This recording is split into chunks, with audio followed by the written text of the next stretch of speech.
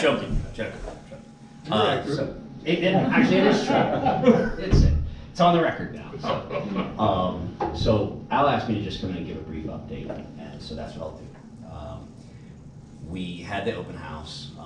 All of the documents that were from the open house have been posted on the website, prattsburghwindfarm.com. You can get all of those there.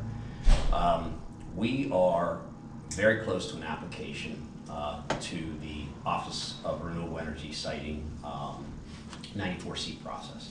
We expect that application to go in the next month and a half. So I would expect by mid-August at the latest, we will have that application turned in. And you will be able to access that application via our website, prattsburghwindfarm.com, as well as the Office of Renewable Energy Sightings website. We'll post a link to that site when that happens, and you can get to it. Many people have already filed for what's called party status, so they'll get an email in their inbox when that application is turned in. It's an automatic kind of thing there. We've provided Ed. Well, first of all, we had a kind of a sample road use agreement. Ed had asked us at one point to incorporate in the town's, I believe it's called the Highway Preservation Law, if I'm getting that wrong. So we folded that document in. We had some comments from our construction folks, and we sent that back. So when you have a time, please review that, and then come up with any questions. If we need to have, a meeting with like my construction folks and John to go over some of the specifics, that sort of stuff. And I can, if you want that chair, I can go ahead. No, I'm fine, thank you. You got chairs. So when you get a chance, that'll all be filled in. Go ahead and give us some information back. There are some, in addition on the website, there are now some more visual simulation documents there, and I believe a letter talking about those has gone back out to the town. So go to that prattsburghwindfarm.com site. There's plenty of documents there. If there's something that that you don't see, please do send me a direct email. There's an email on there that goes to me, or you can just email me directly or call me directly. That's the timing on the road use, or excuse me, that's the timing on the application and all documents that are on there. We have completed all the studies that I think we're going to do. Now, once we turn in the application, the way the process works, and Jim will correct me if I get anything wrong, we will turn in the application.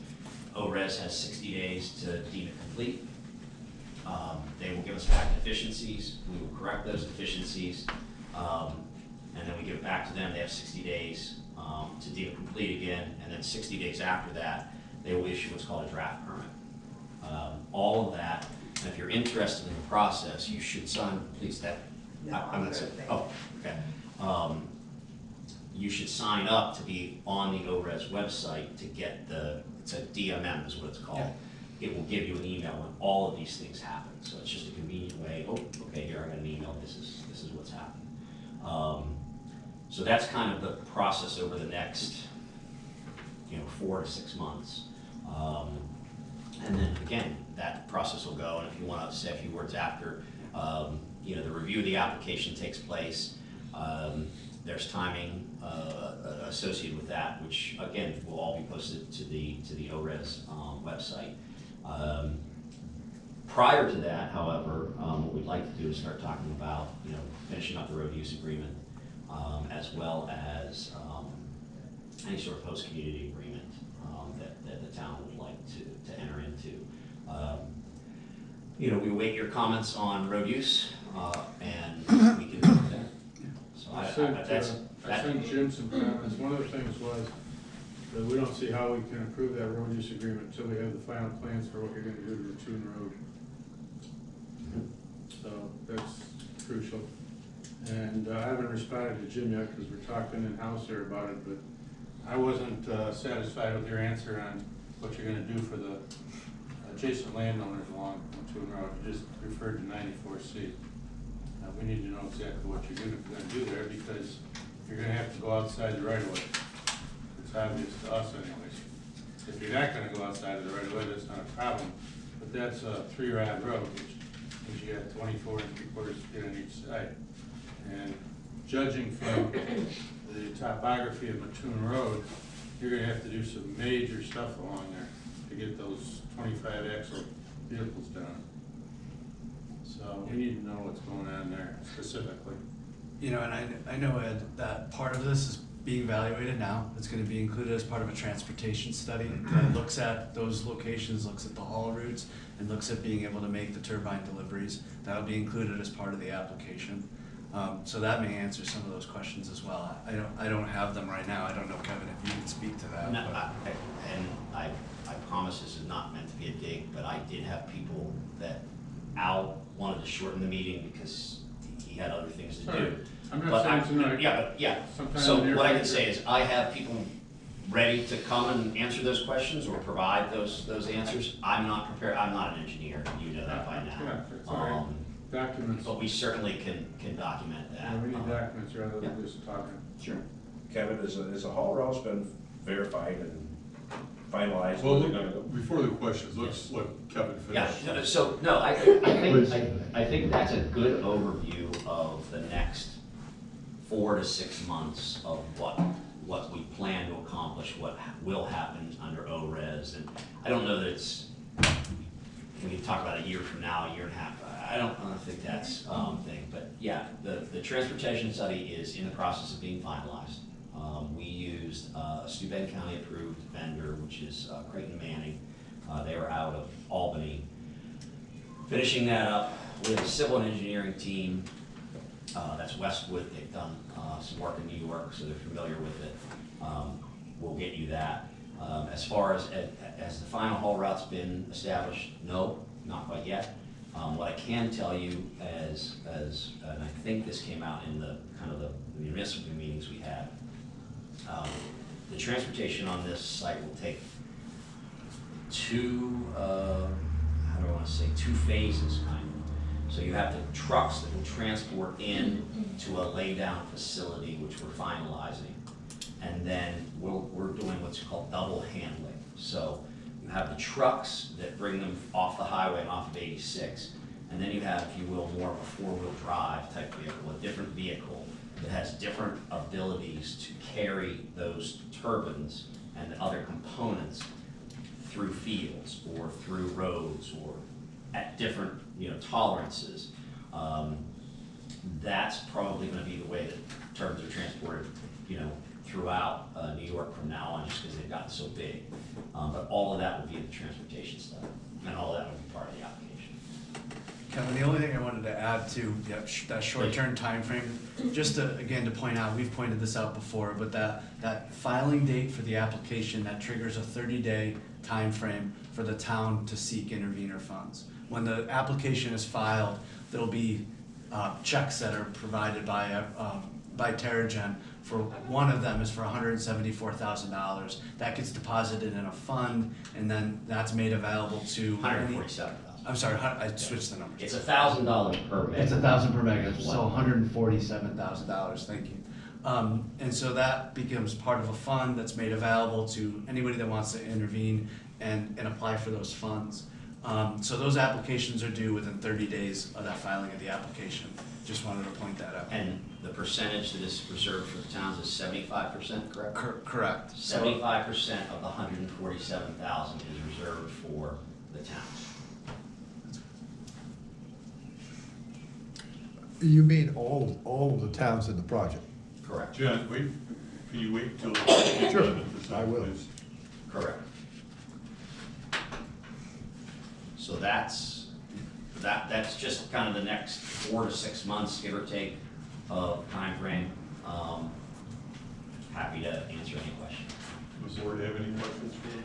Yeah, Kevin, you mentioned that, I think the meeting in Cohocton, that the final turbine locations would in part be determined by the manufacturer that you use and site-specific studies tied to that manufacturer. Yes. Have you guys chosen a model manufacturer? No, what you'll see in the application is you'll see multiple different models listed and the characteristics of the turbine. So we will go to kind of a maximum height, maximum blade length. But as these things go, final determination of the turbine probably won't happen for another year, year and a half, sometime closer to construction. You know, as with anything, Pete, you have models change, characteristics change. What we're doing is we're keeping everything under the umbrella of that, of the turbine that we're permitting. It's important to note, though, that any turbine that we ultimately choose must prove out to meet the sound standards. And if any studies need to be redone as a result of a slightly different turbine, that will have to be redone and then transferred to ORES for those. But that's not sound based on our wind logs, it's sound based on ORES, yes. because you are going to override or seek to override. We are going to ask for a waiver for the town's wind law, yes. So essentially, I look at it as, because ORES is based in Albany. Those people don't have a clue. They've probably never ever been to Prattsburgh. You live in Pittsburgh, so you're gonna go home. Essentially, what you're doing is employing eminent domain to the people who are surrounding that turbine, who are actually going to have to endure a higher volume than that what we as a town deem reasonable, based on just the quality of life and the nature of this town. So I'm curious, how are you going to offer remediation to those surrounding homes that are going to be under the footprint of this thing, that will have to listen to 45 dB or whatever it's going to be, 45, 50? We will seek to be in compliance with the ORES. Right, but what I'm saying is ORES doesn't know Prattsburgh and does not care about Prattsburgh the way the people here care about Prattsburgh. Then I would recommend reaching out to ORES. I'm not ORES. No, but you're the one seeking the, I mean, our wind law allows for provision that you can get a waiver to go over that And yourself. and trust me, we've signed plenty of easement agreements and plenty of waivers with a lot of folks in the town. How come those aren't filed with our town clerk as required? I'm sorry? Yeah, I assume you're talking about good neighbor agreements? We don't Yeah. have any filed here, and they're supposed to be filed with but our town clerk. all the easement agreements, I mean, Kevin, there may be processing internal or whatever, but they, you know it, they all have to be filed with the county clerk's office eventually. So that they will be filed with the county clerks, all of that's publicly available information. But the good neighbor agreements are supposed to be filed here. Yeah, that's a procedural requirement of your law that I've never seen before. There's nothing mandating that real property agreements be filed in a town clerk. So none of That's something those very unique. documents are filed yet with the county clerk? Oh, Yeah. there's certainly, there are easements, leases, and good neighbor agreements that are all filed with the county. Right.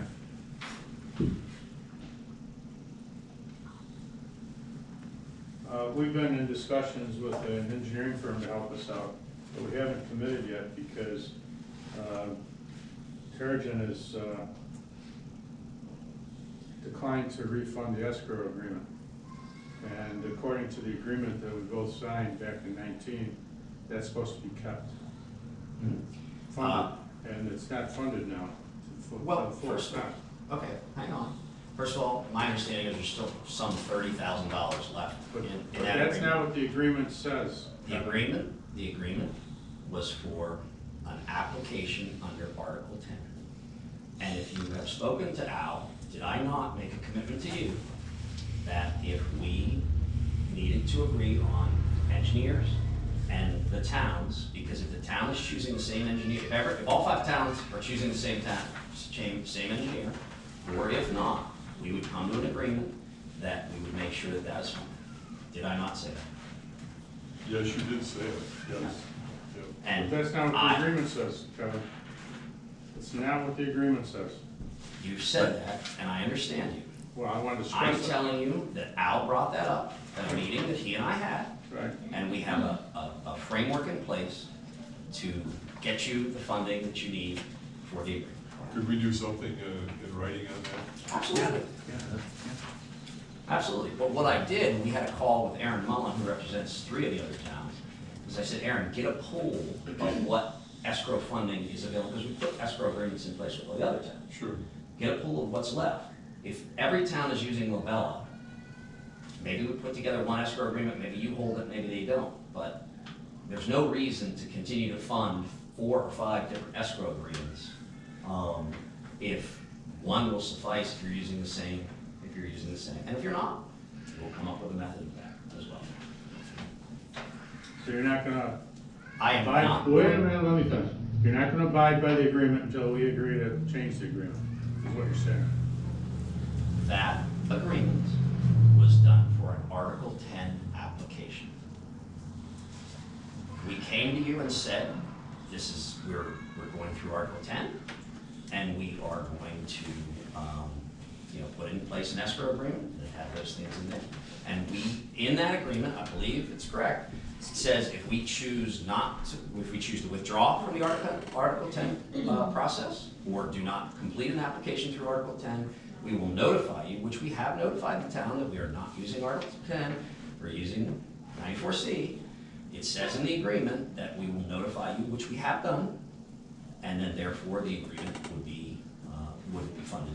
That's not really what it says, Kevin, I just read it. But, Ed, it does, but I don't wanna but the argue more about it. important thing is Kevin's saying that we're willing to look past this agreement that wouldn't allow for funds for the 94C project, and is willing to put up those funds. So I think it's kind Fine, of. that's fine. Like I said, I don't wanna argue about it tonight. Well, but you are, so that's fine.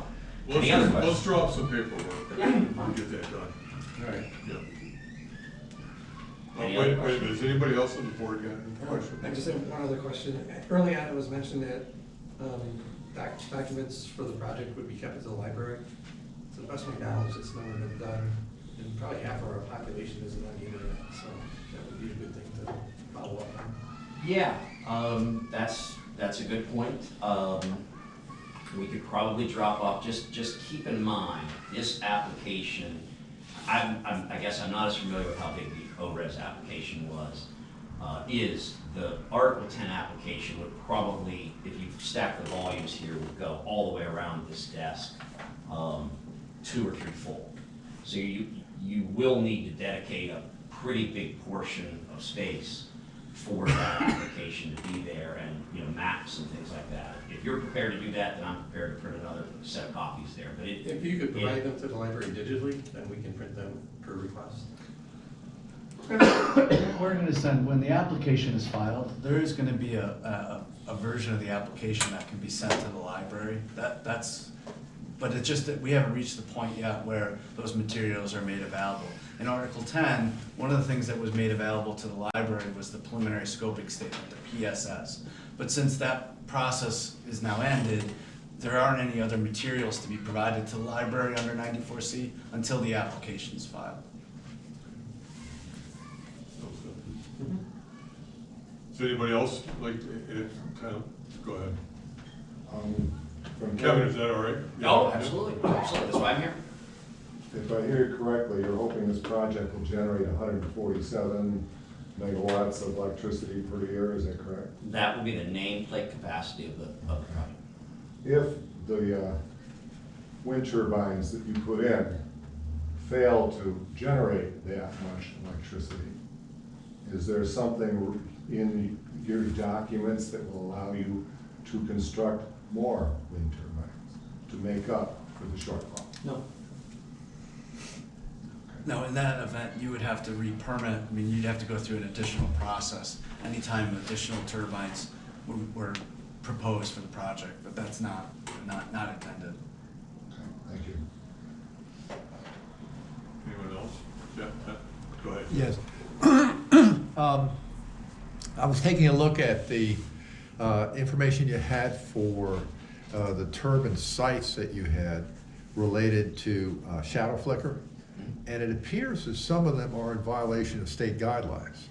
Are you going to be making a commitment that you will not seek any site that from the data that you have is going to be out of compliance?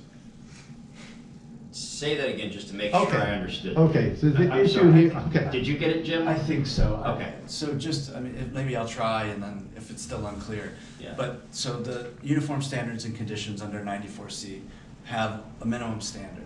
And they state that you must meet 30 hours per year at receptors and non-participating receptors. So the application will describe the locations where that's met, and if it's not met at non-participating receptors, there will be minimization and mitigation measures that are included as part of the application to ensure that the 30-hour standard is met. So you're that- saying So you- no matter what, the project has to propose an application that meets that standard. But you're not having these people who will be subject to having more than 30 hours of shadow flicker. You're not negotiating with them on any good neighbor agreement basis, paying them $50,000 a piece, doing something like this. Instead, you'll give them some blinds? No, so what I was saying before was that 30 hours is a standard. And so Yeah. there will not be anybody that's a non-participant in excess. No, that's okay, that was a very loud motorcycle. There won't be anybody in excess of the 30 hours because of the requirements of the permit. Okay, so you're saying that if the town reviews the data and it appears that there are going to be sites that exceed 30 hours, that you won't build on those sites? No, I guess what I'm saying is we won't get a permit for sites that without some type of operational control, minimizations or mitigation, that would be authorized at more than 30 hours at a non-participant. The permit will- Or, as you mentioned, an agreement with someone. Yeah, to or allow- that would make them a participant, correct? Sounds like you're anticipating Ores is going to step in and allow you for some minimal amount of money to be able to override the 30-hour limit. No, the 30-hour, the 30-hour limit will apply for the project. That is not, the application is not gonna seek to waive an ORES standard for I think for you're shadow using flicker. shadow flicker and the noise. Yeah, I'm talking only about shadow flicker. Oh, yeah, he was saying the waiver was for the noise. Oh, Yeah, correct. I believe. Yes. That's correct. Yes. That is correct. We were not seeking anything on shadow. well, in any case, this issue, if it is considered of importance to the town board, that would be between you and them. Just follow up on that. So on the official charts on your website that I've reviewed, if there's an area in red, it's in excess of 100 hours per year, in excess of. It doesn't say it is 100, it could be 200 for all we know. If a house falls in that, will you be putting the turbine in the place when the house is gonna stay there, in the area that's over 100? How do I want to say this? He said it won't be more than 30. Right. It's for non-participants. Non-participating, correct. Yes. So I mean, I don't know which map you're looking at online, but. Your map. I know you're saying your map, but I'm saying our map. I don't know which map you're looking at online. But it's a little surprising to me. It's just counterintuitive that there'd be a non-participant in excess of 100 hours in a red. So if red there is, location. then that turbine shouldn't be there. No, so again. Without it's an the agreement for a same non-participant. answer Yes. Or that turbine can be operated in such a way that it ensures that it meets the 30-hour limit on an annual basis. What's the technique involved in that, operating enough to go against what your Well, charts there's say? actually, and we plan on getting it, there's software on these machines that will calculate in a day. And turn them off at that point? And would that be true to all the turbines that go above 30? That they will all have that software that turns them off? We plan on getting that package for all. You plan on it, but will that be part of your requirement? If having that software that you're telling me they'll have, will that be a requirement? I don't think Yeah. that's an ORES requirement. That's So a- the UECs requires some type of minimization, and I believe it is a control. I just can't remember now whether it's stated that way as a requirement.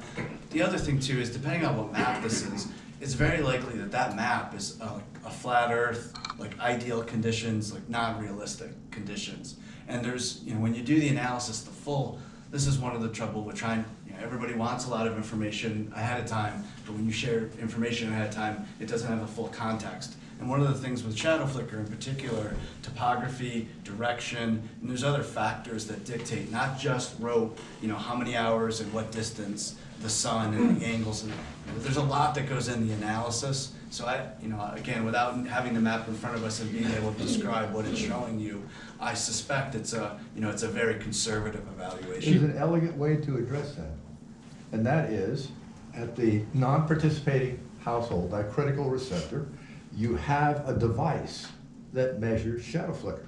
Because of course it's cumulative shadow flicker, that's the issue. Rather than doing extrapolations, which tend to actually be to the benefit of the wind farm.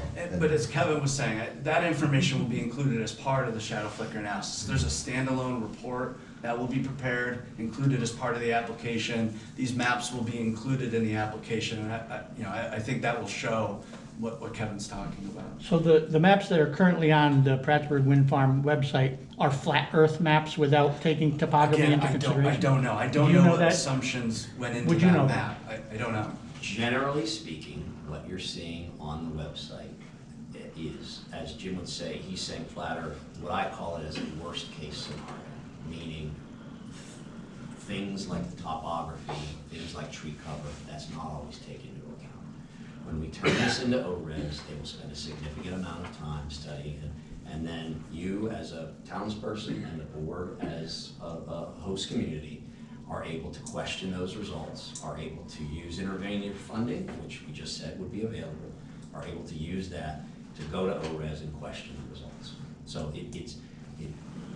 what's on there now, I think we tried to be as accurate as we could in a worst case scenario, and as Jim said, without us looking at a map, I can't really say what you're pointing at and where.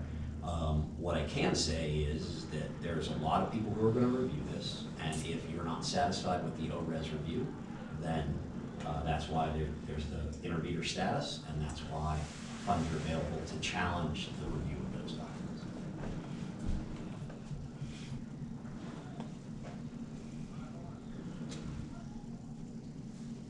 At what point is all of this going to be public record?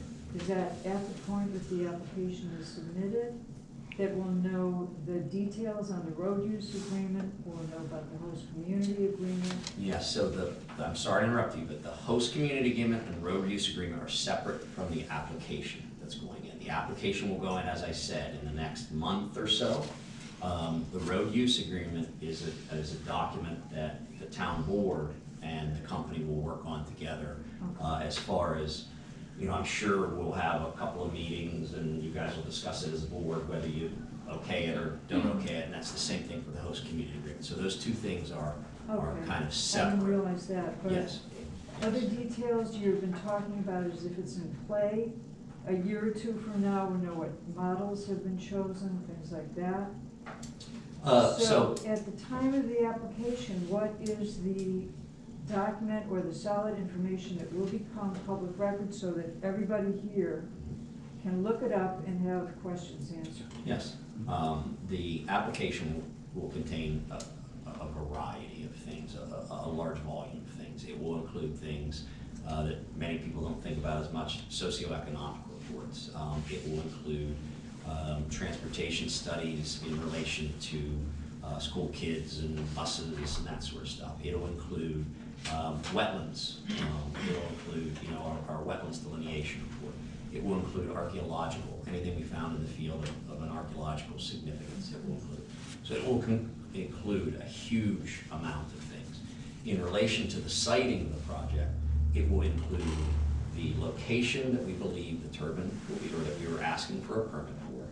And as I mentioned, we will give specific sound characteristics and specific characteristics about several models of turbines. Okay, those will all be in there. Like, let's say there's a Nordex, 5.6 megawatt machine. Absolutely, that information, including the sound characteristics, will be included in the application. Okay. What I am saying is that this process takes a while, and that Nordex 5.6 could be updated. We will need, the burden would be on the developer to then say, okay, at this location, rather than Nordex 5.6, we're now switching it to a Vestas 5.6, and here's all the But it would be information. one of those models that's been described in the application. It wouldn't be another one that comes into the picture after the fact. What I would say is that turbine manufacturers are a lot like car manufacturers. They have a Ford F-150 that they update that Ford F-150 from time to time with different features, more horsepower in the engine, even a battery energy storage model.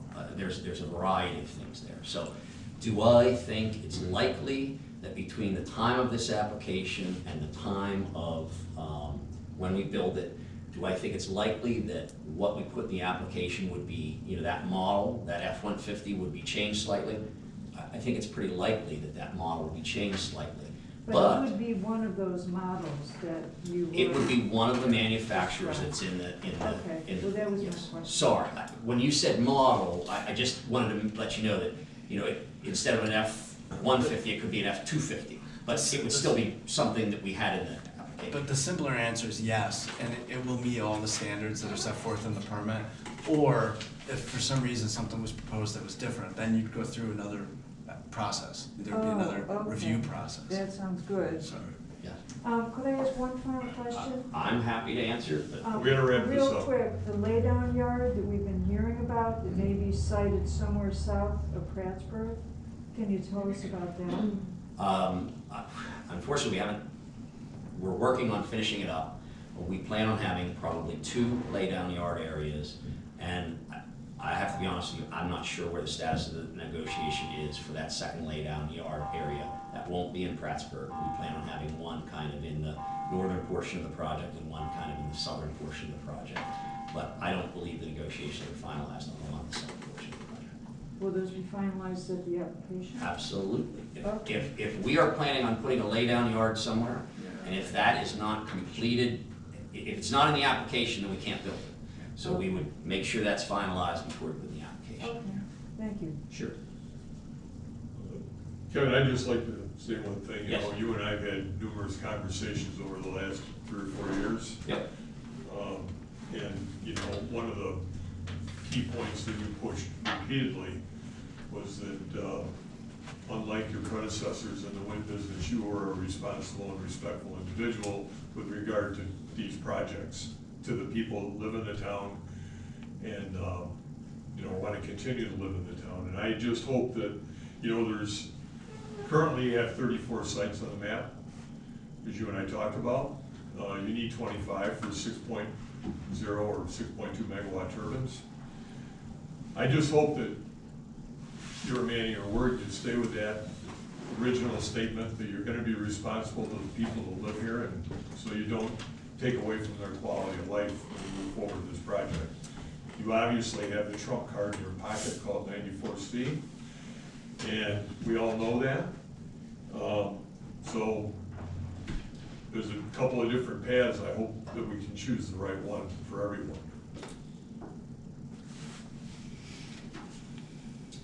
Any other questions from folks? Thank you. Okay, great, thanks.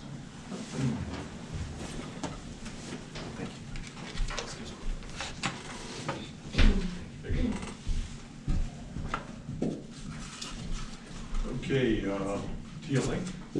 Hi, Hi. how are you? Good. I think.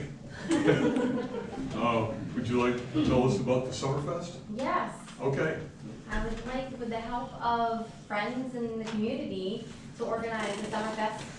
We're looking at hopefully August 27th. Is that a Saturday? Saturday, yeah. Okay. We're looking at tons of vendors, like a variety of anything that anybody wants to sell, if it's okay. Parade, what else do we talk about? The carnival Yeah, game, the band, carnival the game, band. Fire department's willing to do, well, we are doing a barbecue on that day. It's pre-sale only, but we are having a barbecue and we're willing to do water ball. Oh, nice. Who's gonna do the games that you're talking? Cassie Campbell said that she would organize that. Oh, She did, was it last year? Yeah. And Yeah. year before? Yeah. She did a little carnival thing, and what they did, the kids went around different locations, because the Historical Society was one of the host locations. And they had a really cute little game set up on our lawn, and the families had, it was like like a scavenger hunt kind of thing, and they went from place to place to place, and I think our idea is to concentrate it at the one location. But it was just really simple things, I mean, nothing like, not like a big carnival that you would bring in rides, but Right. it was just a lot of fun, and the families really, really enjoyed it. You had quite a few people, didn't you, like 120? Yeah, there were over 100. Yeah. What are the hours gonna be? Kim mentioned a pancaking contest, and she said something about having them sign up at 10, so I thought maybe 9 to dark. Because I know there's not any electricity available in the park. It's like gonna be real maple syrup. Real maple syrup, there's gonna be a maple syrup stand. It's the best question yet tonight. If you eat the most pancakes, maybe you'll get a free buy. Will there be baked goods for tea? What's that? Will there be baked goods for tea? Yes, there will.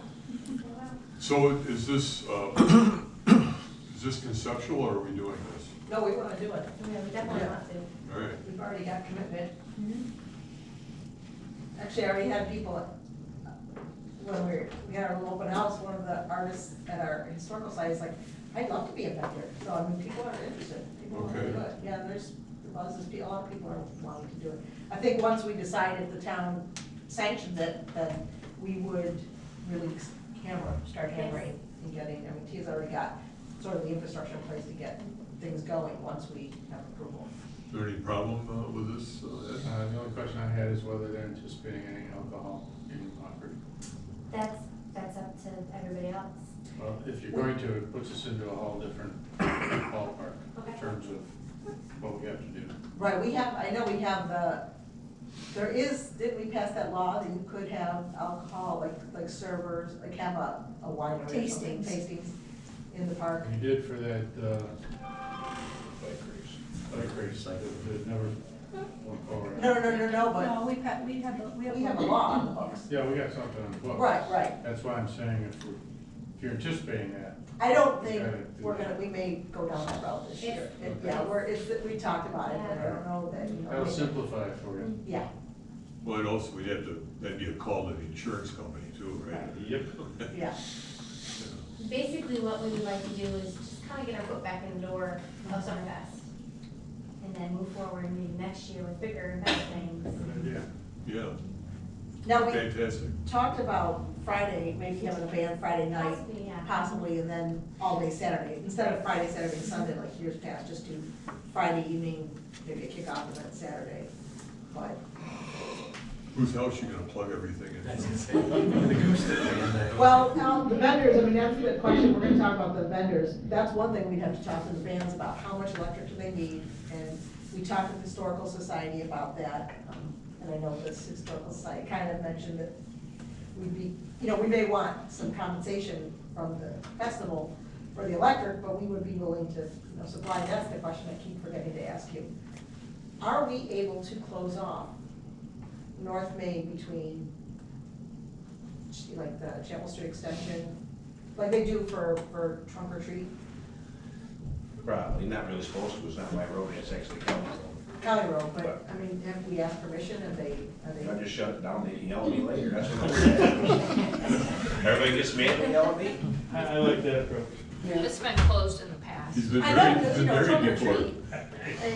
And what I was thinking is that would make it a lot safer, because the historical society is going to be having an open house, a regular open house that day. So if we can have it closed, then people walking back and forth, especially young kids. We should probably put something in the paper that we're gonna close that road. Oh, yeah. For that whole section for that day, or shouldn't be too big of a deal. And the town, I don't wanna make anyone cringe, but the town has put $1,500 into celebrations. So there is budgeted, I mean, we budget for Summerfest every year. I don't think, obviously, we didn't use it last year. But hoping that some of those funds would be available. And one of the things, the use of that fund would be to promote it, to do, and pay the band. We're going to have a conversation, I know Sandy, you said you'd be willing to give us some counsel, because she was, deeply involved in Summerfest. And Kim, I know you were reaching out to her. Yeah, she said she would talk to her shows a little bit. Right, so we kind of got the feelers out to people who were involved in Summerfest, and, you know, we already have the blessing to use the names and everything. It's fine with me, Yeah, great. absolutely. And I don't know, Sandy, you might know, whether it was just Stacy that was in charge of the banking before, or if there was a I group. think it was just Stacy. So Jeanette did say that if that was okay with the board, she would take care of that account.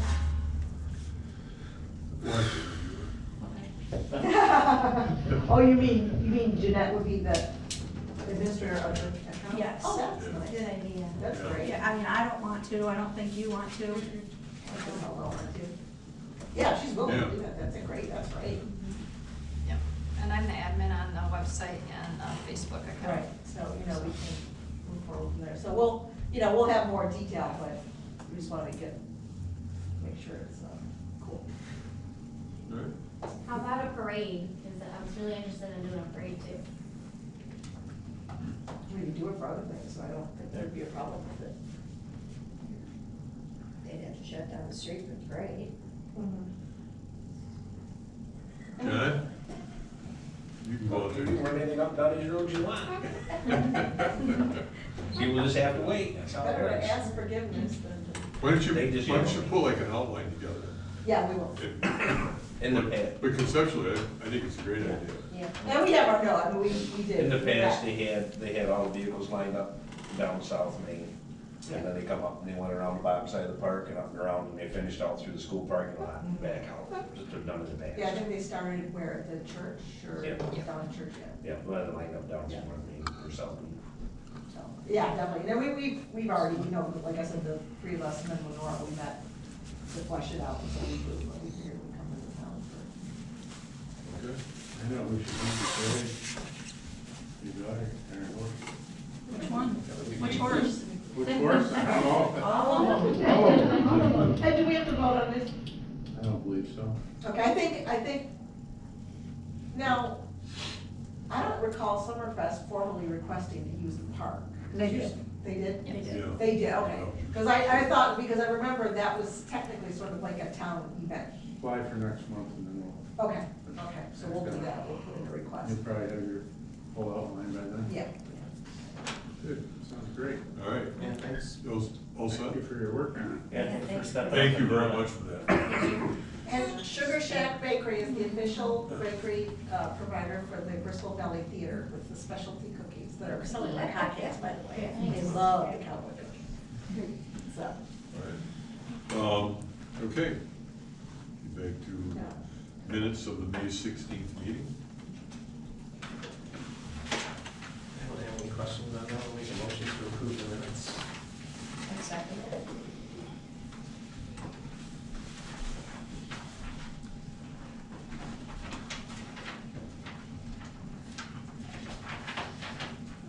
Okay, Angela. Aye. Beth. Aye. Jeanette. Aye. Pete. Al. Aye. Another stellar job there, Kim. They were, this new format's great. Thank you, that's all Michelle. Pass that I will on. tell her that you said that. I wrote Michelle instead of minutes. You got it all figured out. Yep, I'm good now. Financial report?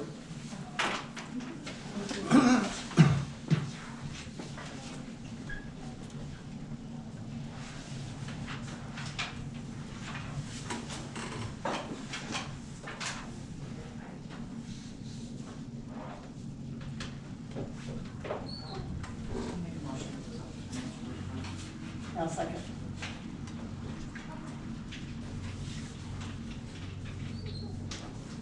Angela. Aye. Beth. Aye. Jeanette. Aye. Pete. Aye. Al.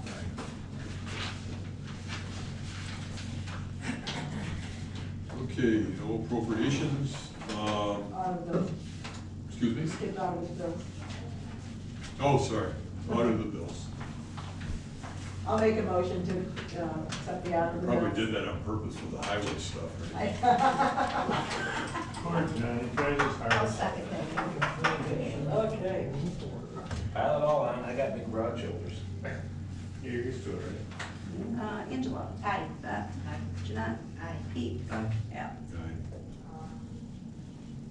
chime in because this equipment uses fuel. Okay, John, you're on deck. Jeanette's calling me right now, do you want to? Yeah, with the- What's that? Go ahead. Okay, since our last scheduled meeting. One thing. Can I ask you one thing? Sure. Doesn't look like Prattsburgh. There wasn't anybody here today. I was coming down, I was ready to tackle that computer. Good answer. Just saying. Oh, right, it's a federal holiday. We got John a computer. Yeah, but look at that. He's not the best student. Much rather run a shovel all day. All right. Since our last scheduled meeting, we have finished the gravel lift on Italy Valley Road, around 3,500 tons approximately. Hauled in 504 ton of number 1 stone to top ring rows in Italy Valley Road. Brought in 224.5 tons of dirty number 2s for the tile job on Block School Road between Burke and 53. We spent 5 days putting the tile on Block School. We started mowing roadsides, swept all of Ingleside again. Spent 1 day cold patching blacktop roads and 1 day patching the gravel roads. We finished our portion of the 75 shop overhaul. We had 2 trucks for 2 days. We shared service with Paul Lee to help them oil and stone. After 4 weeks of downtime, the excavator is back up and running, and we did 2 sluice extensions and 4 replacements. We graded Chapman, Blacklock, Whiting, Wheaton roads. We borrowed Empire's bucket truck and removed 7 troublesome trees. We helped the water department recycle their old hydrants. We had 4 blown down trees, 3 in Ingleside, 1 in Prattsburgh. We had also equipment come and look at our roller and partial order. Truck 304 and 305 both had service. Put stone hitches on 304 and 203. 203 we had to fix the muffler. We fixed the tailgate on 104. Other than that, just regular repairs and maintenance. The grinding for ring rows and Italy Valley Road are scheduled tentatively for the 5th and 6th of July. And oil and stoning will be the 11th and 12th of July. Tentative. When you say grinding, you're gonna like tear it up and then okay. Yeah, because they're gonna grind it and they're gonna inject it with mag chloride. Oh, okay, cool. So that's what the orange bars were. No, that was us changing the sluice today. Oh, yeah, okay, there's a curve in there. Got it. That's it, John? Yep. Oh, Italy Valley is a pleasure to drive on. Hopefully it stays that way. Alright, since our last meeting, we issued 13 permits, 2 renewals, 24 building inspections, 3 septic inspections, 43 UFEOs, 2 certificate of occupancy completions, 6 compliance inspections, 4 code complaints. I've been dealing with some illegal builds in the town. I've met with a town attorney and town health officer about a couple properties, and I've answered and returned about 70 calls for code-related issues. For the water side, back in May, we took the water sample to Wayland. Brad and I attended a water conference in Big Flats, cleaned up around the pump house and up at the reservoir. Helped Tim do some trimming in the cemetery before Memorial Day. And we're looking at possibly changing out some of our meters on the water side. So we met with Marcus Anton from Tie Sales for a Neptune meter presentation. And then we met with Joe Zippy from EJP for Mueller meter presentation. We flushed some dead end hydrants. Took the June water sample to Wayland. Been cleaning up the scrap metal and old hydrants around the maintenance shop with the help of the highway guys. And been putting down grass seed and straw around the old main breaks from the winter. Had a good time to stand by all. Right. Did you guys get that, did you get scrap money? I mean, you get money? Don't answer anything, you're not under oath. Yes, yeah. Okay. That's Yeah, good. for the old hydrants, it was $1,440. Oh, okay. That's good. And a sharp stick in the eye. Yeah. Oh, cool. It looks a hell of a lot better up there too, that's the main thing. Yeah, yeah. Okay, anybody have any questions about the report? My report, I mean, I don't go through the whole thing because somebody's got some specific questions, we can do it. And you can all get one if you want. You don't have to be printed any out today, but what I've been doing for the last month. Any questions with anything that's going on? Okay, so one thing I want to, we got that ongoing issue with the county and Cohocton over that landfill. We made a determination how that we wanted to form a relationship with the county to continue the process of the reports to the DEC and all this, and of course, we haven't gotten any response out of Cohocton. And next month, that report's got to be done again. Yes, let's do. That report, so I've been, as you know, I've been working a lot with Jack Wheeler on this project. And so I decided, unless you don't want me to, I got on Cohocton's agenda for tomorrow night. Tomorrow night, and that's why I called you today. Oh, okay, I can be there. Jack Wheeler's gonna meet me there. Oh, really? Nice. And we're gonna at least make sure that their board understands what's going on here. And you give them that conceptual pie chart that we drew up. And also, it's like, I go by memory because I didn't write it down, but I think that report is $12,000 a year that the county's been doing without us chipping in at all for, and are willing to do again, as long as they're brought in under. And the maintenance, I mean, they also incur the cost of the maintenance. Whatever the costs are, they do it. We don't, Cohocton doesn't contribute anything. So why in the world we wouldn't want to continue doing that? Well, hopefully I find out about that. So what time Unless is their meeting? 7 p.m. Okay. All right. So do you want to go? Yeah, I do. All right, I'll pick you up on a motorcycle. No, you can drive without a board. So we'll do, everybody okay with that? Yeah, that's great. I'm glad, I wondered if you've gotten anywhere with it. No, But you were gonna try and get on the agenda, so that's good. I'm glad you Yeah. did. Back up. We just thought maybe we'd go to Mountain View for backup, just in case you guys got. maybe that's where I ought to go afterwards. Maybe before. That probably wouldn't play out well. Okay, so. I have a question for Chris. Have you done with your report? I know Al was saying that issue with the Prattsburgh farm, that there's really nothing we can do. Have we articulated that to Joy? Have we talked to her at all? I have not, I've been Okay. so busy that. Yeah. Because I don't want, we said we'd follow up with her, so we need to leave her hanging. And not necessarily just you being the Sure, one that. no, I can Yeah. stop and talk to her. The other thing is, that Every brings up a meter, so- question. You were thinking of setting official hours for code, like to be in the office. Would you want to consider doing that? Or? So some other things have kind of developed since then, but, I mean, potentially. Yeah, I think we should maybe help our code water guy, maybe give a little structure so that people don't have an expectation that he's always available. You know, you can't just drop in and interrupt, because there's nothing worse, there's nothing more inefficient than being working on a project or maybe getting quotes for things and then having people stop in and interrupt your flow.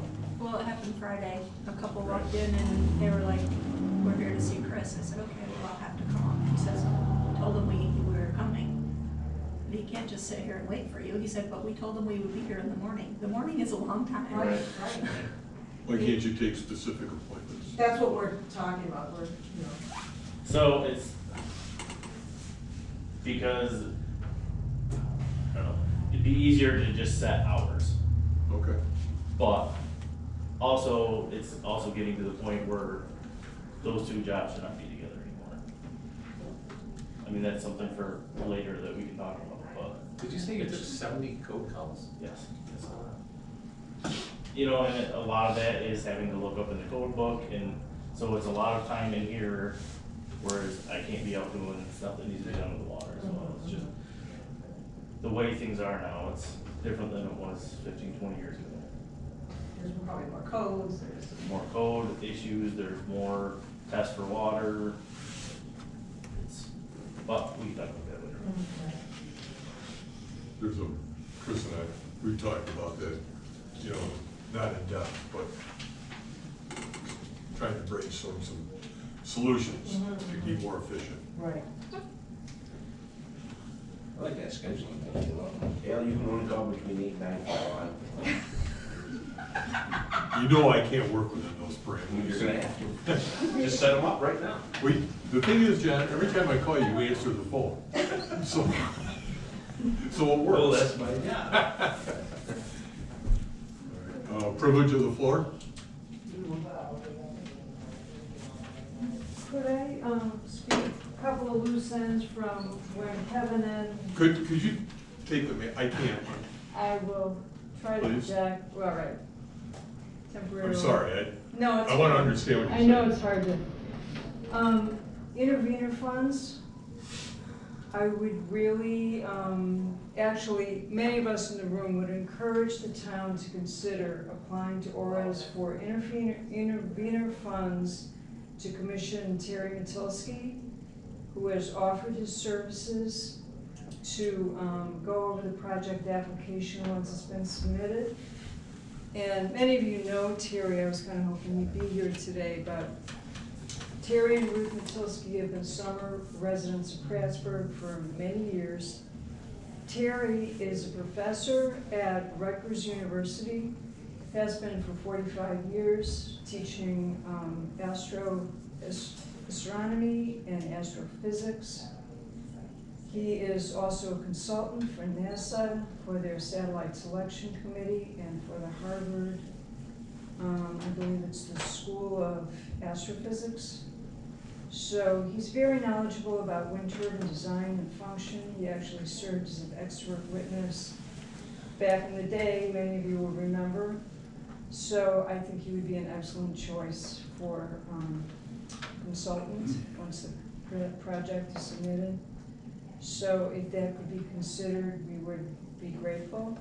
Also, there was some mention by Kevin, and I didn't catch the gentleman's name. Jim Moscato. Jim Moscato, about DPS registration. And that really is an important piece. Anybody who's going to be impacted by the wind turbines, which is all of us, should be registered as parties on the New York State Department of Public Service website.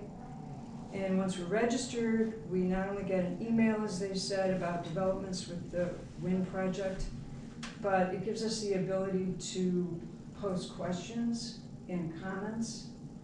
And this becomes public record, so it is monitored by the state, and it also is closely followed by Terrigen. So, Is that DPS site still active with respect to wind turbines? Because the state moved the application What out of the happened? Department of Public Service over to the yeah, you're department. right about that. What happened in 2021 was that when Terrigen went from Article 10 to 94C, they switched over to a new case number, and it was necessary for anybody who was an interested party to go to the new case number and re-register. And I don't think a lot of people picked up on that, and there are very few people actually from town who are now registered. So you do have to re-register. You do have to re-register. So, we put together some little cheat sheets for everybody, if it's okay. A few of us will hand them out after the meeting. It takes 10 to 15 minutes, but somebody very kindly wrote the whole thing out for us, and you can go to the DPS website. It really should be done before they submit their application. Is there some question? I had contacted ORAS and found out if after the application that was going to be too late, and they said, look at the 94C regulations. I couldn't find it. So I think it is kind of time sensitive, and anybody who feels like they want to stake and have a say at the table should really consider registering. And you can register as an individual, as a group. You can register for the town board, but you need to do that. So, if you're interested at all, a few of us will be outside passing these out. Thanks. Thank you. So, thank you. Pardon? Do you know the name Yeah. of this young lady? Oh, I'm not I'm sorry. familiar with. Elizabeth. My name Peacock. is Betsy Peacock, and I was gonna introduce myself when I made my little spiel for the planning board, but, I'm sorry, I didn't know it. I should have introduced myself, sorry. Anybody else? John? Yeah, a couple of things. First, as you probably know, that for, I don't know, about 30 years, I've been working with technologies funded by DOE for wind projects. And one of them is, that keeps on coming up, are projects where they're funded by DOE to develop technologies to address the fact that they wear out. And when they wear out, the turbines wear out, typically after 3 or 4 years, they get significantly noisier. So when Kevin is talking about, oh, here we have this modeling for sound and all that, that's like a brand new car, not what it's going to be when it turns into a clunker. And it turns into a clunker in pretty on-fire hurry. So the idea here is find some way, I don't know the magic bullet, find some way in which the town can have a role here in enforcement and also assessment of this. That's the reason why I was suggesting to Terrigen, the elegant solution of this whole issue of shadow flicker is just have monitors at the critical receptors. It's not a big deal. The thing here is noise will get worse. And then on another issue, for about 12 years now, I've been head of the Zoning Board of Appeals. And for a good 8 or 9 years of that 12 years, we were really sharp. We studied, we prepared, we had 3 or 4 meetings a year. But the fact that people just get worn down by the fact that there's nothing to do, right? We don't have anything assigned to us in terms of work. And then with COVID hitting, we haven't met for about 2 years. Some of us have kept up with our 4 hours of requirements for training, but my guess here, though I don't know the specifics, nor have I asked of the members, that it's possible that many have not. So where do we go from here? Well, as you know, John, well, maybe you don't, we're gonna appoint a planning board tonight. Yes. Oh, I didn't know that. Yeah, we have 6 people that have stepped up. Excellent. And so, yeah, we're starting. And maybe Ed can answer your question better. As you know, John, 8 years ago, or whatever it was, the town board took over all the activities of the planning board. Yes. We adopted a local law a couple months ago that recreates the planning board. Yes. And we're moving forward with that tonight. There's some folks here that are applying for it, and they're gonna give their credentials, so to speak, and then town board's gonna appoint a planning board Yes. and move forward. I think that's excellent, but I'm talking about the zoning board. Because the zoning board of appeals is something that is not optional, but you have to have. You have to have it, that's correct. It's required by law. But until there's activity under the zoning regulations that the town has, then there's really nothing for you to do or the planning board to do. In the case of the planning board, however, they're gonna be asked immediately by being appointed to review the comp plan. And that's something that the state recommends that you look at every 5 years and update it every 10 years. So they're gonna be tasked with doing that right away. And just to add on to that, I mean, one of the things that happens is when the planning board looks at that comprehensive plan, one of the questions they're gonna be trying to answer is, what do we want the town to look like? And then to facilitate that is up to the zoning board. Yes. To kind of partner with the comprehensive plan to make sure that those things jive. Certainly the ZBA could participate with the planning board. in doing that, reviewing the comp plan. And perhaps the planning board and the ZBA will recommend modifications to the land use regulations, the zoning regulations in the town. I think the members of ZBA would probably appreciate that, because when we have lost members and brought additional members on the zoning board, it's primarily because people weren't doing anything and wanted to make a substantive contribution. I don't think this town board would object to the ZBA running out. There is no shortage of things to do. Okay. That would be great. Okay, so what I will do is I will reach out to the members of the zoning board. Once I have been interacted with the newly constituted planning board to determine how the planning board wants to have this all sync. Very good. Who's on the zoning board, John? Well, Tom Sullivan right in front of you is. But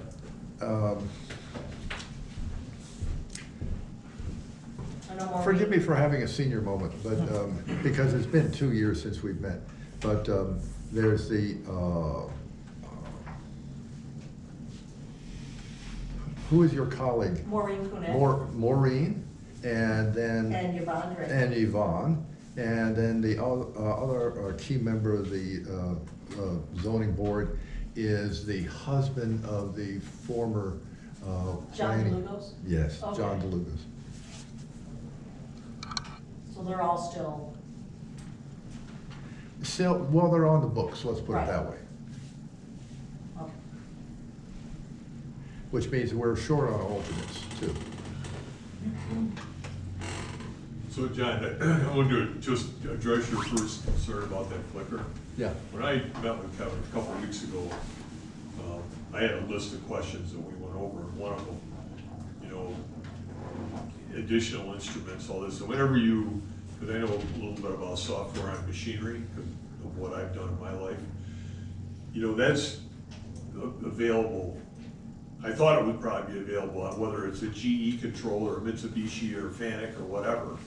It would be available, and he said it was tonight, and he said that they were gonna, because the algorithm, it would, you don't have to have any other equipment that would have to pick it up. It would just be programmed in mathematically that every day at this latitude and longitude where this house is, you know, would shut down that part of the day, and that's what he was dancing around a little bit, but he told me that they were gonna purchase that software, and he did say that tonight too, I believe. But, so the software's available, he said he was gonna purchase it. Okay. On the equipment, so we just, you know, try to hold their feet to the fire as much as we can. Well, it kind of reminds me of what Ronald Reagan said, trust but verify. Well, of course. Yeah. Okay, Yeah. so if you, because even if they buy it, the question is, do they install it? Then the question is the accuracy of the data used for setting up the model, all of those, and whether or not they have it switched on or off. You know, and Well, the manufacturer of the control switches that stuff on and off. If you purchase it, it'll be on the invoice. If you know, functions of the software are purchased, and you'll know if it's purchased, and if you're purchased, the factory will turn it on. something to look into, if you would please, is that whether or not there is a reading for the aggregate number of hours from the start of the calendar year, because if it has a limit in terms of aggregate number of hours, and beyond that, anytime shadow flicker is purported to occur, it will be shut off. Yeah, it could be programmed however you want it to be Okay. programmed. Yeah. Okay. You all set, John? Oh, sure. Thank you. Yes, feel free to help anytime you. Yes, sir. This stuff. Can I go back to Ms. Peacock's Oh, comment about the intervenor funds? I believe the town, it's up to the town board, but I believe the town board's gonna apply for intervenor funds, but if you do the math, there's 6 entities involved, including the county, if all of them apply, it's under $20,000 a piece that they receive, which for an engineering firm doesn't go very far. That's why we brought up the escrow fund that was set up. And by the way, there's nothing in there that limits that escrow fund, Article 10, despite what was said here tonight. I know I couldn't find my copy, it's probably home. Well, it's just- It references Article. We'll just get something fresh. That'll be That's something fine, we'll push that's in. good. But that's one of the reasons we haven't finalized with an engineering firm. Oh, okay, so the plan is that the 6 towns get together and hire an engineering firm for that purpose? Well, I don't know if I get together. Yeah, I mean, Oh. we all have Would be Labella, right? the best And- plan, because then there'd be 100. That's true, but we have divergent interests, let's say. Excuse me. Delicately put. Okay, well, thank you. Yes, Tom? I'm Tom McAllister. I'm here tonight for the planning board, but I just want to make a few comments, and as Kevin says on the record, the idea that this is a flat earth plan that they have that's dancing, he said that he was dancing a little, he was doing the marimba or something up there. So the plans that they have are with topography and all, and they do have houses that are over 100 hours of light flicker. The other thing that I wanted to say is that they're pouring more and more money at people now, and everything is a secret, but there's more money being thrown, so they're definitely trying harder now. And for you, Ed, I would stick with that, trying to hold them to the fire on the contract. It's a contract. But so it's odd for me to be on a planning board to try and make the place a lot better, and at the same time have somebody that's, in my opinion, trying to sell us down the river. So there's the record. Thank you. Just to follow up on that comment, I agree with Tom. It was my understanding that those sound flicker, those sound reports and flicker reports were put together by the very professionals that they brought into the open house. Right, and that was the maps from the open house that they had on display.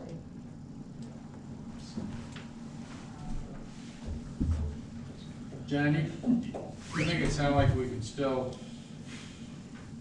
get Terrigen to do something if we want them to. You're familiar with 94C? Oh, yes. When we sent our local law for wind turbines to them, they responded to each section. And basically, Yeah. in all Cross but, this out, cross this out, cross this in out. all but 1 or 2 sections, they said, we'll do whatever 94C lets us do. So, Well, what I'm suggesting is there may be and I don't have the answer for you, maybe a backdoor towards enforcement. The issue here is the health and safety of citizens is really in the hands of the town board, even though the state of New York and certainly the wind farm developer are stacked against us. Okay. I don't We have gotta an move answer. on here. All set? Yes. Okay. Old business, the use of the ARPA funds.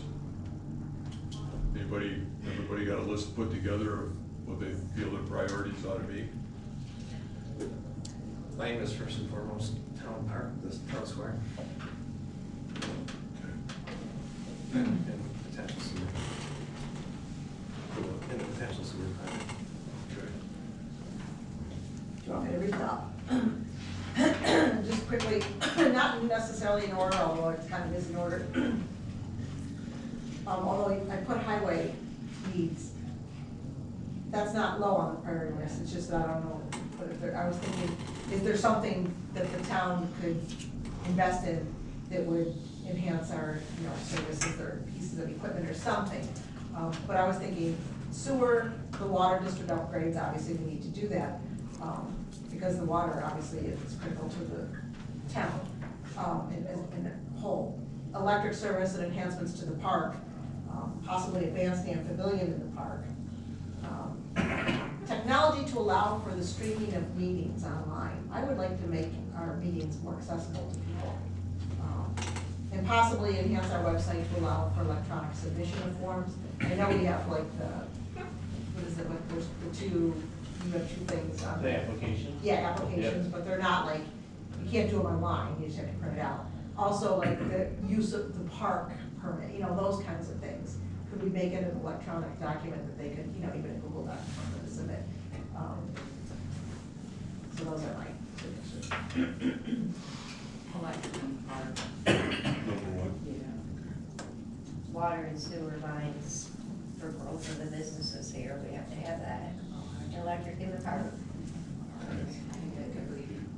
Yeah, that's what I said, electric, Yeah. just park improvements in general, but certainly the electric in the park and any extra money to toward a potential sewer project would be good. Okay, I had the software and hardware for the water department.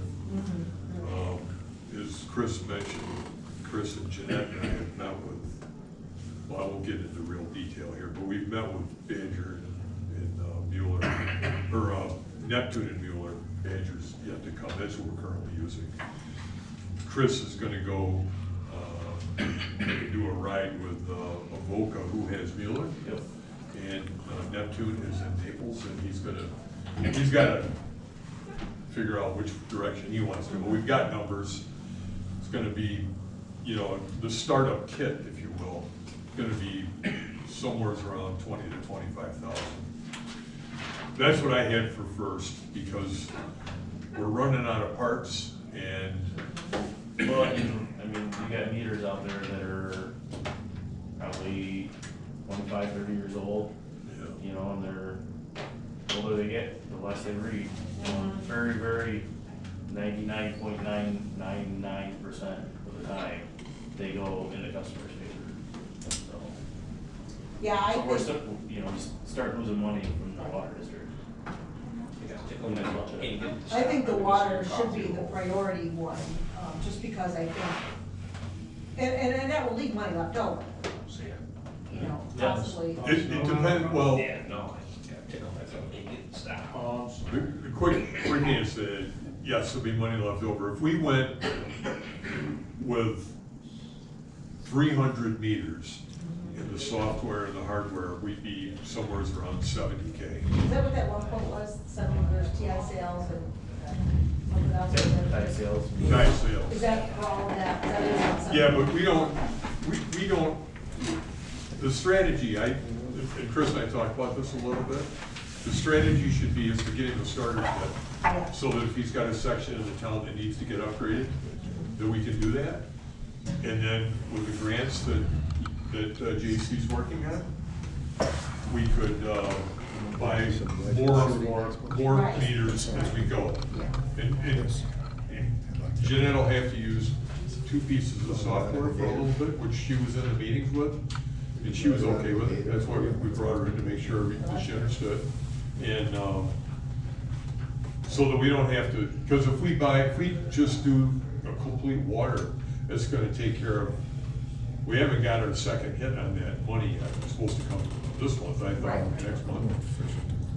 You know, we're gonna get 200, and this would use up over 33% of that if we went total. So I think Chris agrees that we'll get the starter kit, if you want it, for lack of a better way of putting it. And then when we get grants, we'll follow up with. But the starter kit would alleviate some of the immediate concerns. You get 24 Yeah, meters. that's for the critical thing, you know, if we have a critical failure, this will keep us from having anything catastrophic. Yep.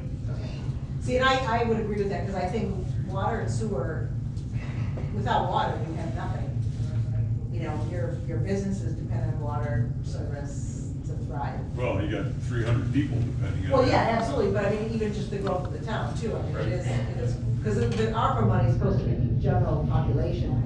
So, you know, people could argue, well, the water district is self-contained. Well, yes and no, because the health of the water district is the health of the larger community, so.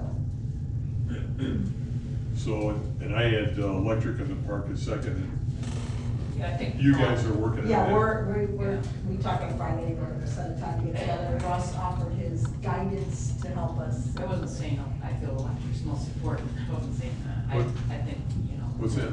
I wasn't saying electric was most important out of the list. I think the water district, I think everybody's the same, sewer, water, electric, not necessarily in that order, it's all important. There are things that we have to take care of. But I think there are 2 things that can be done together, because electric probably won't be that catastrophically expensive. Seen the cost of copper lately? But we gotta start, right? And yeah, so, and the ARPA funds, anything that's over a micro purchase, which is $10,000, we have to go federal procurement policy. And that's obviously gonna be over. So, but whatever it is, right? We gotta get a plan together and move forward. So what, any kind of time frame on when chunks of it are gonna be done? No, we have to talk, we have to sit and talk. Waiting on the boss to schedule it. Yeah, I guess I'm Who's the boss? What do you think between her and? Well, I can't make that decision. She's guessing already. I'm not. Nice answer, right? What she's saying is I'm not retired, so, you know, we have to work around the work schedule, but things are calming down, so we were gonna plan a morning, even maybe later this week. Sometime between now and the meeting next month? Oh, God, yeah. Oh, I was okay. hoping to do it maybe at the end of this week, we could do a walk through the park and get an idea of what we envision and then. Okay. Fair enough. Can I add something to your wish Sure. list? Does the highway barn have the generator backup? I don't know, I don't believe No. it. The only thing that has a generator is the pump house, which would run the pumps if, you know, electric goes out and they need to be ran. But, you know, most of the time it's just gravity fed from the reservoir. We The reason I bring it up is some of the counties that I'm involved in have recommended it to their towns to get generators in for their highway departments and or even their town halls. The what? Even for their town halls, if they think it's necessary. Why, we all had spotlights that night. Yeah, we talked about that. Talked about that forever, about getting a generator here, didn't we? Yeah, but more importantly, the highway, if they are requiring electric to pump fuel into their vehicles and the electric goes out. They don't get fuel there. The county, we buy the fuel from the county.